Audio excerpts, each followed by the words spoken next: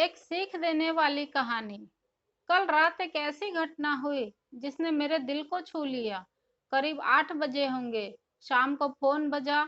जब मैंने फोन उठाया तो उधर से रोने की आवाज आ रही थी। मैंने शांत कराया और पूछा कि आखिर हुआ क्या है भाभी जी। उधर से आवाज आई, आप कहाँ हैं और कितनी देर में आ सकते हैं। मैंने कहा, आप परेशानी बताइए। और भाई साहब कहाँ हैं, माँ जी कहाँ हैं, आखिर हुआ क्या।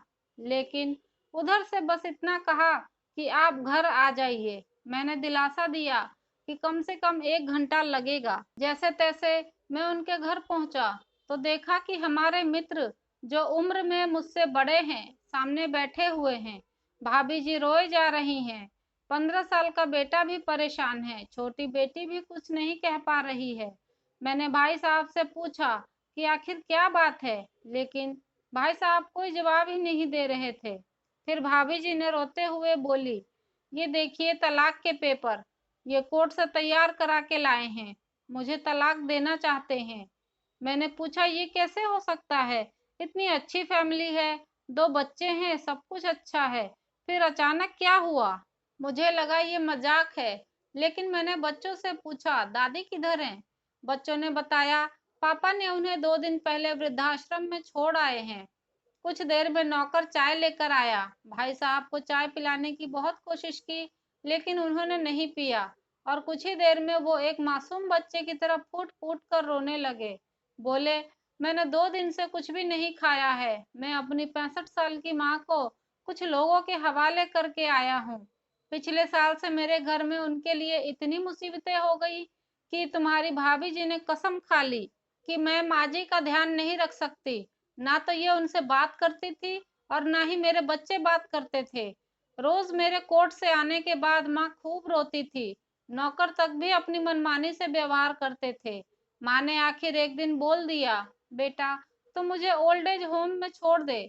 मैंने बहुत कोशिशें की परिवार को समझाने की, लेकिन किसी ने माँ से सीधे मुंह बात तक नहीं की। जब मैं 5 साल का था तभी पापा का देहांत हो गया। माँ ने दूसरों के घर में काम करके मुझे पढ़ाया, मुझे इस काबिल बनाया कि आज मैं इतने बड़े पद पर हूँ। माँ कभी दूसरों के घरों में काम करते वक्त भी मुझे अकेला नहीं छोड़ती थी। उस माँ को मैं ओल्ड एज होम छोड़ के आया हूँ।